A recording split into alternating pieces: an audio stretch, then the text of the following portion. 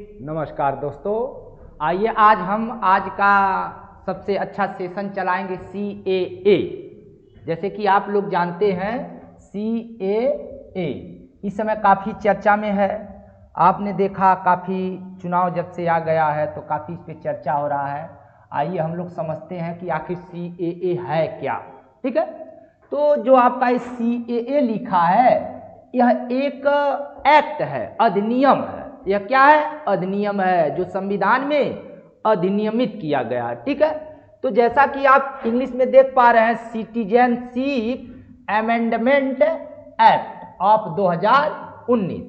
तो सिटीजनशिप को हम हिंदी में बोलते हैं नागरिकता, नागरिकता। ठीक है, और अमेंडमेंट को हम बोलते हैं संशोधन, संशोधन। संशोधन का मतलब होता है सुधार करना। जब संविधान में कुछ बदलाव लाना होता है तो संसद को यह अधिकार है कि वह अधिनियम में सुधार कर सके।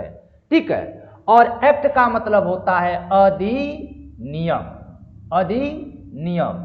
और यह कब पास हुआ है? 2019। तो ये गौर करेंगे, क्या गौर करेंगे कि सिटीजनशिप अर्थात नागरिकता संशोधन अधिनियम 2019।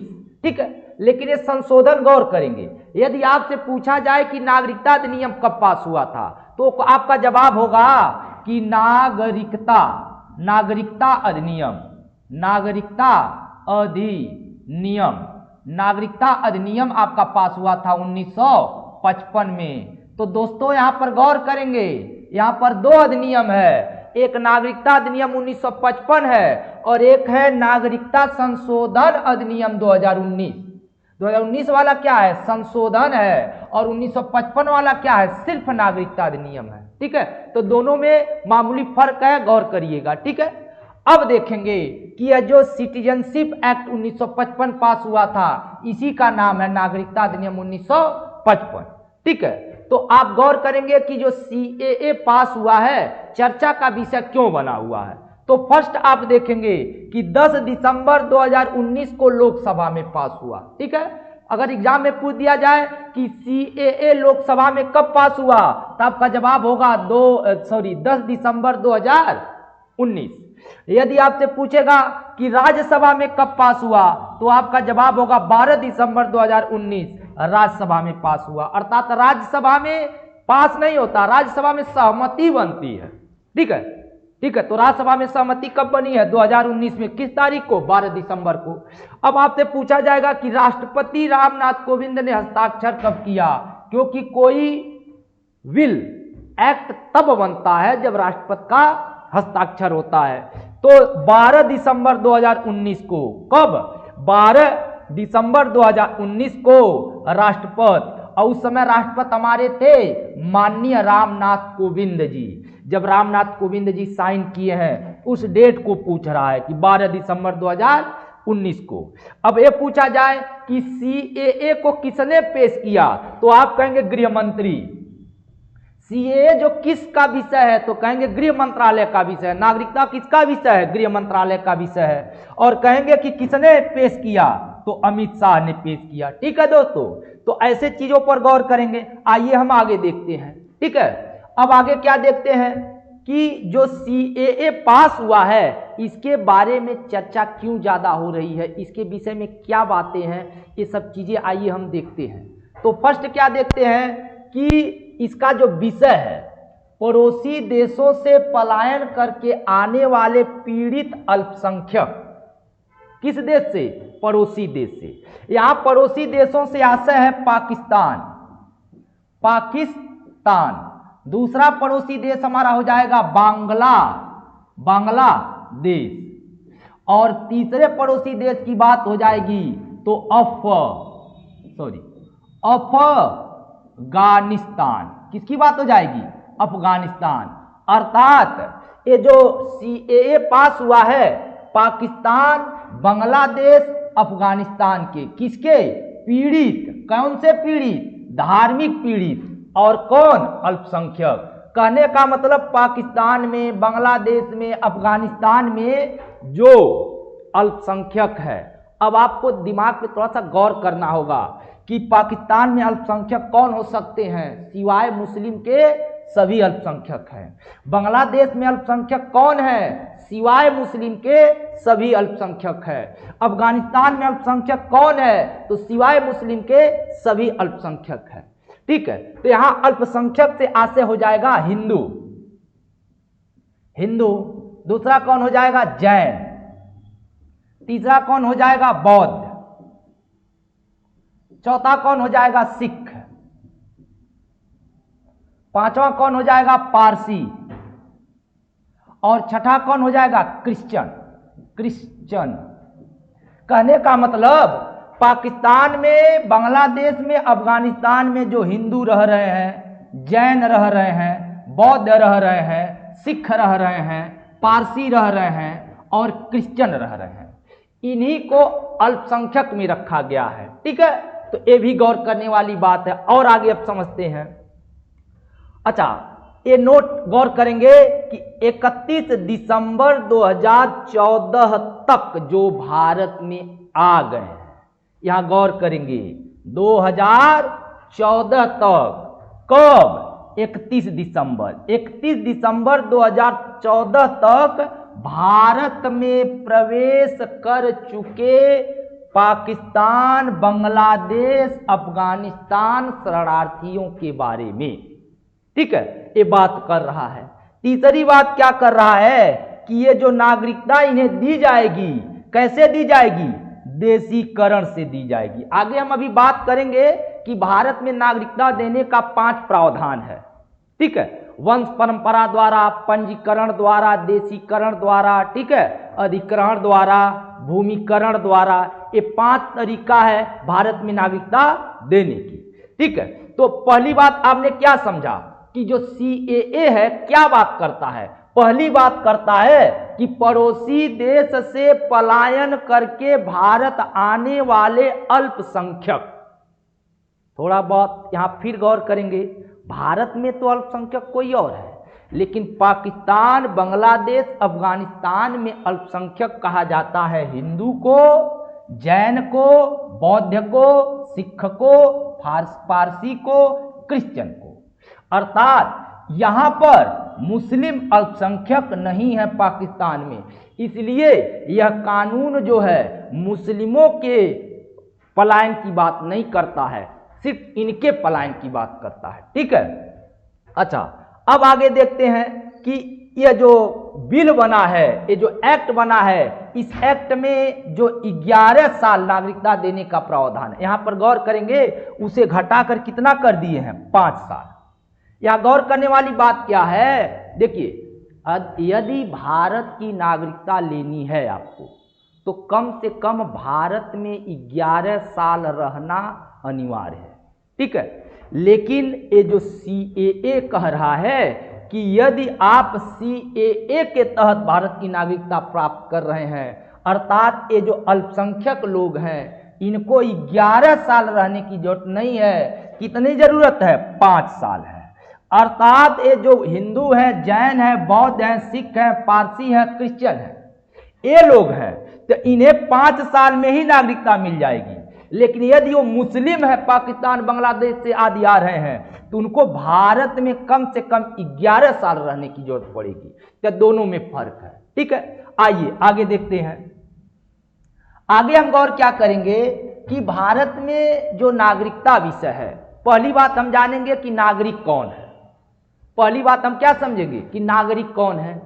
आप सबको पता है कि भारतीय राज्य में या भारतीय क्षेत्र में जितने लोग निवास कर रहे हैं, निवास से आशय है उनका सरकार के प्रति, उनका राज्य के प्रति, उनका संविधान के प्रति क्या है? सत्यनिष्ठा है, अर्थात आस्था है। ऐसे भारतीय जो भारत में 1950 से पहले से निवास कर रहे हैं और संविधान के प्रति, सरकार के प्रति निष्ठावान है, ऐसे लोगों को भारत का नागरिक माना जाता है। ठीक है, अब यहाँ एक गौर और करेंगे, जब आपने नागरिकता शब्द इंग्लिश में पढ़ा तो एक शब्द आया है सिटी, और एक शब्द आया है जैन, और एक शब्द आया है सी। यहां ये भी गौर करेंगे, जैन एक शब्द है इंग्लिश का। जैन का अर्थ होता है भद्र पुरुष, अच्छे लोग, सभ्य पुरुष, ठीक है। और सिटी, सिटी से यहाँ आशय है नगर, किसी नगर में जो सभ्य पुरुष निवास करते हैं अर्थात सिटी के प्रति सभ्यता दिखाते हैं, ऐसे लोगों को जो नागरिकता प्रदान की जाती है, इनके लिए शब्द आ जाता है सिटीजनशिप। ये गौर करना चाहिए, थोड़ा सा शब्द को हमने डिफाइन कर दिया कि सिटीजनशिप है क्या, ठीक है। अब देखिए भारत में नागरिकता का वर्णन कैसे है।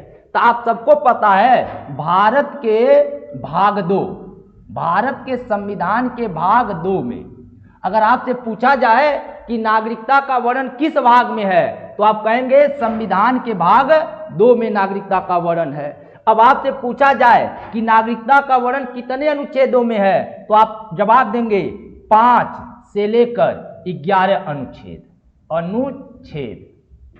अगर आपसे पूछा जाएगा कि किस अनुच्छेद में नागरिकता का वर्णन है, तो आप कहेंगे 5, 6, 7, 8, 9, 10, 11, अर्थात 5 से लेकर 11 तक किसके बारे में बता रहा है, नागरिकता के बारे में। अब किस भाग में बताया जा रहा है, भाग 2 में, ठीक है।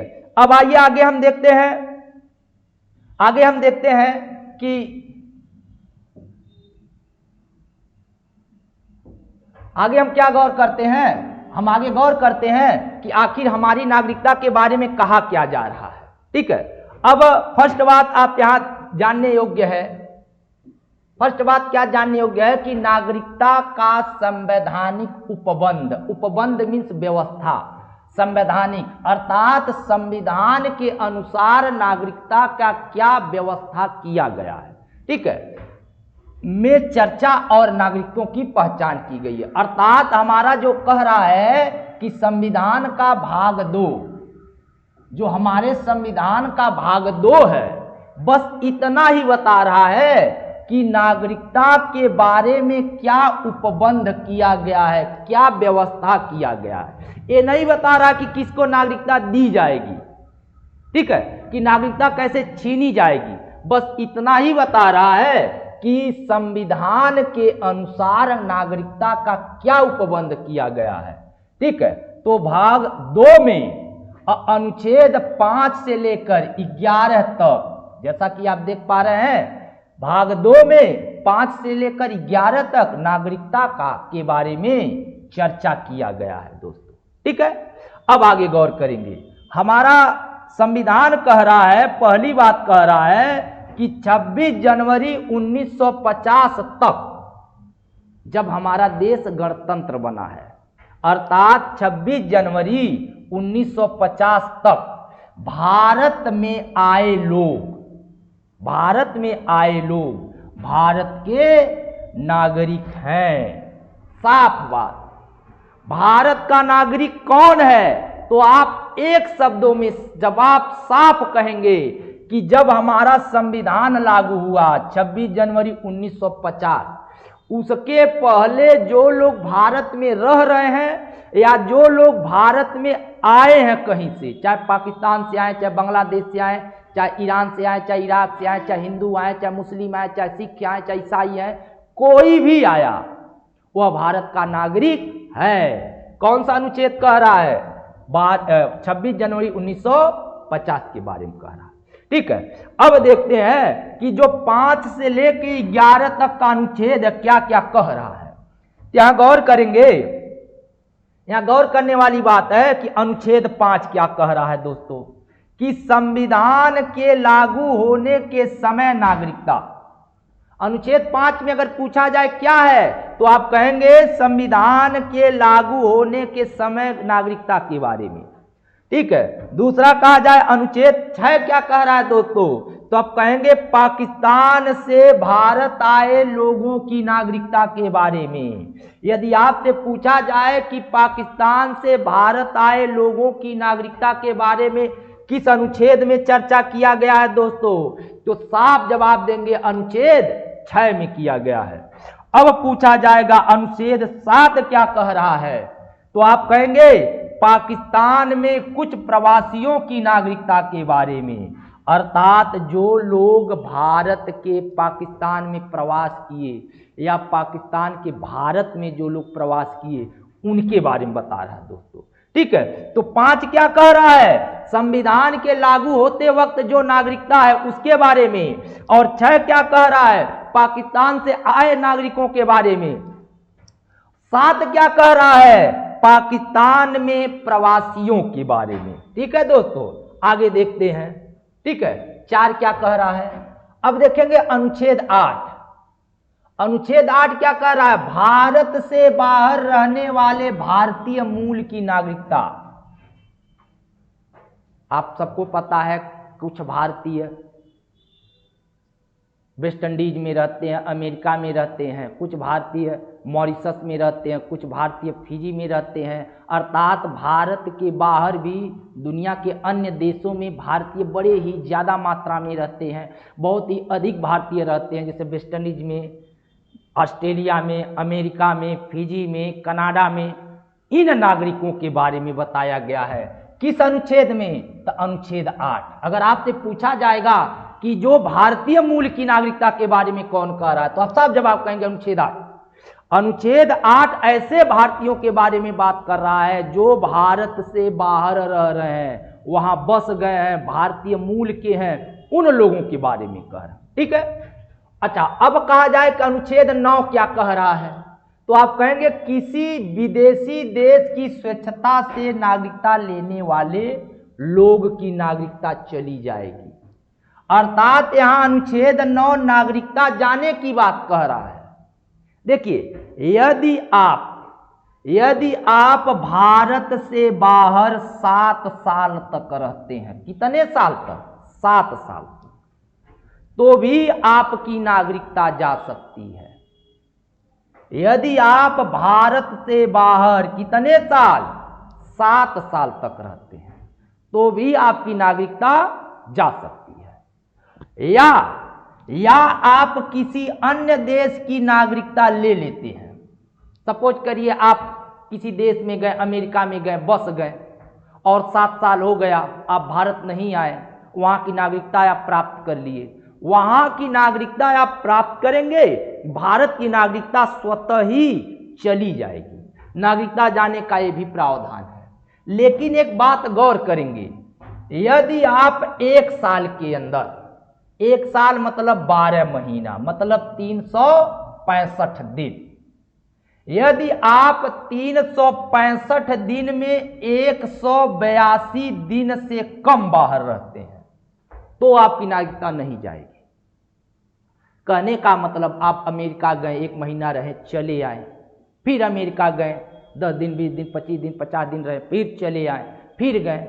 इस तरह से यदि आप 182 दिन से कम रह रहे हैं, अगर 182 दिन से ज्यादा रह रहे हैं, तो भी नागरिकता चली जाएगी। ये गौर करेंगे बात कि 7 वर्ष से ज्यादा अगर बाहर रहते हैं तो भी नागरिकता चली जाएगी। दूसरा, यदि आप किसी अन्य देश की नागरिकता ले लिए तो भी नागरिकता चली जाएगी। या आप 1 साल के अंदर 182 दिन से ज्यादा समय कहीं बाहर गुजार है, तो भी आपकी नागरिकता चली जाएगी। दोस्तों, तो ये तो बात रहा कि हमारा जो अनुच्छेद 9 कह रहा है उसके बारे में हमने समझा दिया कि किसी विदेशी देश की स्वेच्छता से क्या लेने पर, नागरिकता लेने पर आपकी नागरिकता चली जाएगी। कौन कह रहा, अनुच्छेद 9 कह रहा है। दोस्तों, अब देखिए 10 महाराज क्या कह रहे हैं। अनुच्छेद 10 क्या कह रहा है, नागरिकता के अधिकार। अगर आपसे पूछा जाएगा कि नागरिकता के अधिकार का वर्णन किस अनुच्छेद में है, तो आपका साफ जवाब होगा 10 में। नागरिकता के अधिकार का वर्णन किस अनुच्छेद में दिया गया है, 10 में। और नागरिकता जाने का वर्णन किस अनुच्छेद में किया गया है, 9 में। ठीक है, अब 11 क्या कह रहा है, 11 कह रहा है किसको, संसद को, क्या, नागरिकता पर क्या करना, कानून बनाने का अधिकार है। यदि अब देखिए, अब आपने साफ समझा होगा, अगर आपसे पूछा जाएगा कि संसद को कौन सा अनुच्छेद देता है नागरिकता पर संशोधन करने के लिए या नागरिकता में विचार विमर्श करने के लिए, तो आपका जवाब क्या हो जाएगा दोस्तों, 11। अनुच्छेद 11 कह रहा है कि संसद को नागरिकता पर विनियमित करने का अधिकार है। ठीक है। अच्छा, 10 क्या कह रहा है दोस्तों? तो आप कहेंगे 10 कह रहा है नागरिकता के अधिकार का वर्णन। ठीक है दोस्तों। और 9 क्या कह रहा है दोस्तों? 9 कह रहा है किसी विदेशी देश की नागरिकता लेने पर आपकी नागरिकता चली जाएगी। और 8 क्या कह रहा है दोस्तों? 8 कह रहा है भारतीय मूल के लोगों की नागरिकता के बारे में। कॉन्सेप्ट आपका साफ है। यदि कहा जाए अनुच्छेद 8 भारतीय मूल के नागरिकता के बारे में, अनुच्छेद 9 कह रहा है कि किसी विदेशी देश की नागरिकता लेंगे अपने आप नागरिकता चली जाएगी। और अनुच्छेद 10 नागरिकता का अधिकार देता है। और अनुच्छेद 11 क्या देता है? अनुच्छेद 11 संसद को अधिकार देता है। अनुच्छेद कौन सा? 11 क्या देता है? संसद को अधिकार देता। थोड़ा सा हम पॉइंट पर फोकस कर रहे हैं क्योंकि ये सभी एग्जाम के लिए इंपॉर्टेंट होते हैं। ठीक है। अब थोड़ा सा पीछे आएंगे और वही अनुच्छेद 5 क्या कह रहा है? संविधान के लागू होने के समय नागरिकता के बारे में। और वही आपका अनुच्छेद 6 क्या कह रहा है? पाकिस्तान से आए नागरिकों के बारे में। और वही अनुच्छेद 7 क्या कह रहा है? पाकिस्तान से पलायन करने वाले प्रवासियों के नागरिकता के बारे में। तो जो CAA बना है 7 ही अनुच्छेद में संशोधन हुआ है। ठीक है। अब गौर करेंगे आगे। ठीक है।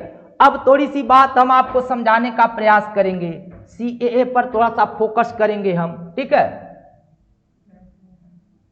हाँ,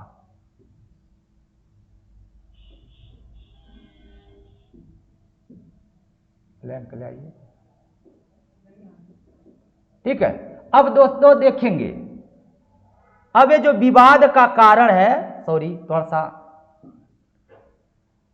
देखिए, विवाद का जो कारण है, आपने क्या सीखा? जो CAA सरकार लाई है, सरकार ने 11 मार्च 2024 को अधिसूचना जारी किया है। क्या जारी किया है? अधिसूचना। अधिसूचना का मतलब होता है निर्देश जारी करना। ठीक है। आवेदन जारी करना। जब 11 मार्च 2024 को सरकार ने अधिसूचना जारी किया है, अर्थात सरकार ने आदेश दिया है कि जो पाकिस्तान से, बांग्लादेश से और आपका अफगानिस्तान से धार्मिक अल्पसंख्यक, अर्थात जो वहां सताए गए लोग हैं, अर्थात हिंदू शरणार्थी, बौद्ध शरणार्थी, जैन शरणार्थी, क्रिश्चियन शरणार्थी, बौद्ध शरणार्थी, सिख शरणार्थी या अन्य मुस्लिम जितने भी शरणार्थी हैं, यदि वह भारत आए हैं, कब आए हैं? 31 दिसंबर 2014 से पहले। 31 दिसंबर 2014 से पहले भारत आए। उन्हें भारत की नागरिकता लेने के लिए किसी डॉक्यूमेंट्स की आवश्यकता नहीं है। शर्त बस क्या है? वो गैर मुस्लिम हो।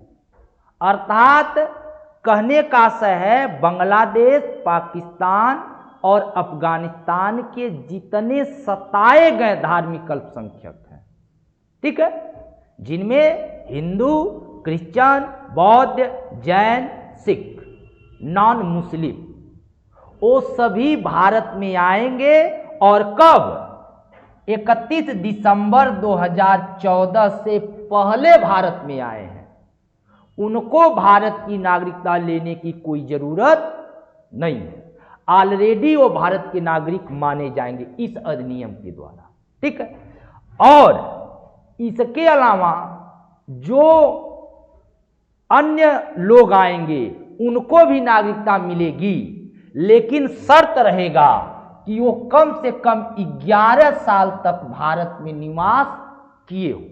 ठीक है, तो अब क्या है, क्या गलत सही हो तो सरकार का नियम है, लेकिन CAA में क्या है हमने इसे आपको डिफाइन किया। हमने आपको ये भी बताया कि हमारा जो संविधान है नागरिकता के बारे में क्या प्रावधान करता है। ठीक है, अब आगे थोड़ा सा एक और टॉपिक हम इस पे चर्चा करना चाहेंगे कि भारत की नागरिकता कैसे मिलती है।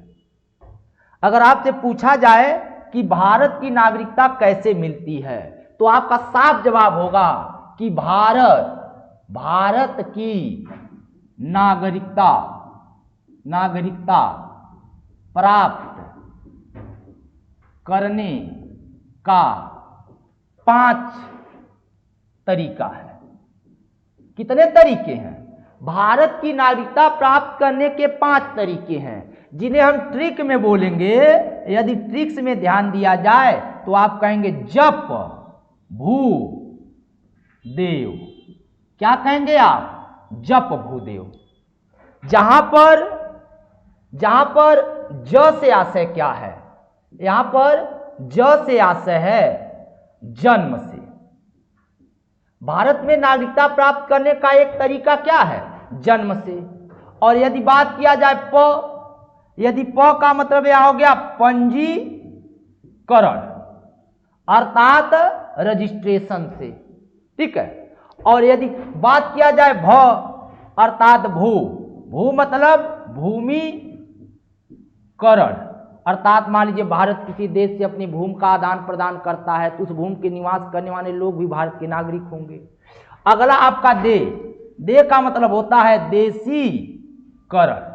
देशीकरण का मतलब होता है किसी को भारतीय बनाना, नागरिक बनाना। ये जो CAA लागू हुआ है, ये जो अल्पसंख्यक शरणार्थी है, इनको देशीकरण के रास्ते भारत की नागरिकता दी गई है। जैसे आपसे पूछा जाए कि जो मुस्लिम पाकिस्तान के शरणार्थी हैं, हिंदू हैं, सिख हैं, जैन हैं, बौद्ध हैं, इन लोगों की जो नागरिकता दी गई है किस तरीके से दी गई है, तो आप जवाब देंगे देशीकरण से। और वह बराबर वंश परंपरा अर्थात वंश परंपरा द्वारा, अर्थात जैसे हमारे वंश, हमारे पूर्वज भारतीय हैं तो हम भी भारतीय हैं, हमारे पूर्वज भारतीय हैं तो हम भी भारतीय हैं। ठीक है, और देशीकरण यदि कोई किसी क्षेत्र को सरकार अपने देश में शामिल करे या सरकार विदेश से आए लोगों को अपनी नागरिकता दे दे तो इसको देशीकरण कहते हैं। अब कुछ लोग नागरिकता लेते हैं, इसको पंजीकरण कहते हैं। ठीक है, अब बात ध्यान दीजिएगा, भारत में नागरिकता प्राप्त करने का कितना तरीका है? 5। 60 ट्रिक में कहेंगे जप भूदेव। 60 ट्रिक में आप क्या बोलेंगे? जप भू देव। गौर करिएगा, ज का मतलब हो गया जन्म। भारत की नागरिकता प्राप्त करने का एक तरीका क्या है? जन्म है। और दूसरा आपका प है। प का मतलब क्या हो गया? पंजीकरण।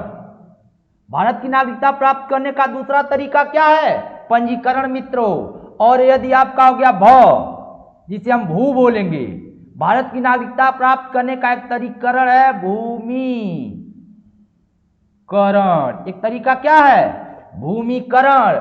भूमिकरण से आशय है अपने देश का भूमि किसी अन्य देश से या किसी अन्य देश का भूमि भारत में मिला लेने से जितने लोग भारत के नागरिक हो जाएंगे वही भूमिकरण है। ठीक है, और चौथा है आपका दे अर्थात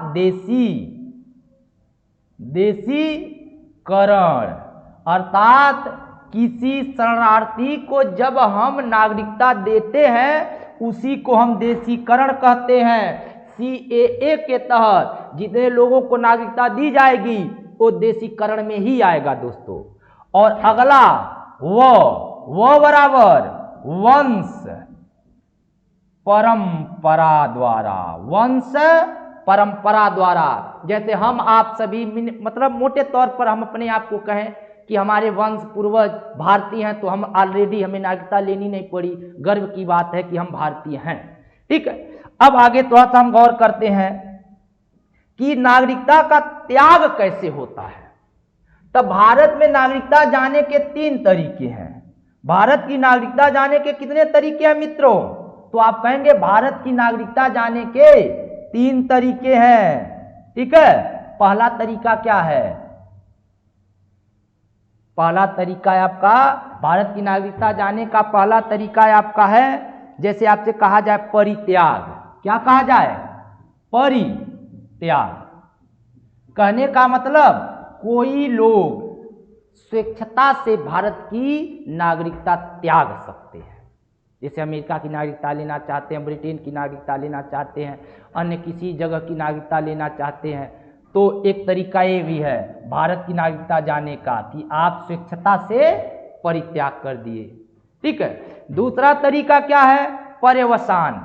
दूसरा है आपका पर्यवसान। पर्यवसान का अर्थ क्या हो गया? पर्यवसान, पर्यवसान का मतलब होगा कि आप किसी अन्य देश की यदि नागरिकता लेते हैं तो भारत की नागरिकता अपने आप चली जाएगी। नागरिकता जाने का 2 तरीका आपको मिल गया। एक तो आप स्वेच्छता से छोड़ देंगे और एक आप यदि किसी अन्य देश की नागरिकता लेते हैं तो भारत की नागरिकता अपने आप चली जाएगी। और तीसरा क्या होता है? नागरिकता से वंचित करना। तीसरा क्या होता है? नागरिकता से वंचित करना। कौन वंचित करती है? सरकार वंचित करना। अर्थात संसद को यह अधिकार है कि किसी को नागरिकता से वंचित करे। कारण होगा कि वह संविधान का राज्य के प्रति निष्ठा नहीं रखेगा, दुश्मन देश का हेल्प करेगा, मदद करेगा, गद्दारी करेगा, तो ऐसे लोगों की नागरिकता जाती है। तो कहने का मतलब भारत की नागरिकता जाने के कितने कारण हैं? 3 कारण है। एक, परित्याग कर देना, भारत की नागरिकता छोड़ देना। दूसरा, पर्यवसान। पर्यवसान का मतलब नागरिकता का स्वतः चला जाना, जब आप किसी अन्य देश की नागरिकता लेते हैं। और तीसरा, नागरिकता से वंचित कर देना दोस्तों। ठीक है। अच्छा, एक चीज जानेंगे, भारत में नागरिकता प्राप्त करने की बातों में सबसे पहली बात आती है कि हमारा देश एकल नागरिकता पर विश्वास करता है, अर्थात एकहरी नागरिकता। ये हम कहां से लिए हैं? कनाडा से। भारत की नागरिकता की विशेषता क्या है? एकहरी नागरिकता। और एकहरी नागरिकता का प्रावधान क्या है?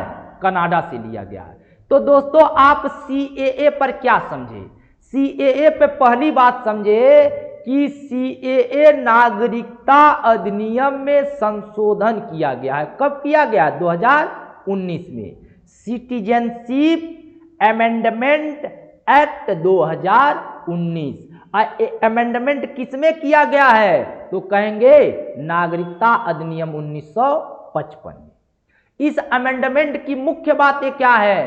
तो पहली बात है हमारे पड़ोसी देश पाकिस्तान, अफगानिस्तान, बांग्लादेश में जितने धार्मिक आधार पर अल्पसंख्यक हैं, जैसे हिंदू, क्रिश्चियन, मुस्लिम, सिख, ईसाई, अर्थात इसमें मुस्लिमों को बाहर रखा गया है। आदि लोग भारत में नागरिकता लेने आते हैं तो उन्हें नागरिकता मिल सकती है, बशर्ते शर्त क्या होगा कि वह कम से कम भारत में 5 साल रहे हों। अच्छा देखेंगे, पहले यह नियम 11 साल था।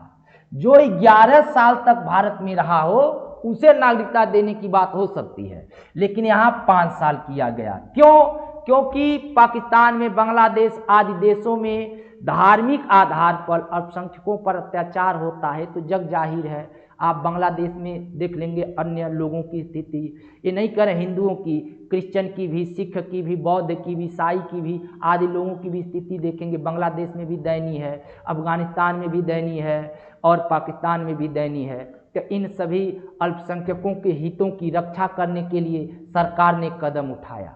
ठीक है, अर्थात शरणार्थियों को देशीकरण विधि द्वारा सरकार क्या देना चाहती है? नागरिकता। ठीक है। अब आगे हम देखते हैं कि नागरिकता कौन सा भारत सरकार अपने नागरिकों को देती है, कौन विदेशियों को देती है, या अन्य जो चीजें हैं हम अगले वीडियो में आपको देंगे। तब तक के लिए नमस्कार, धन्यवाद।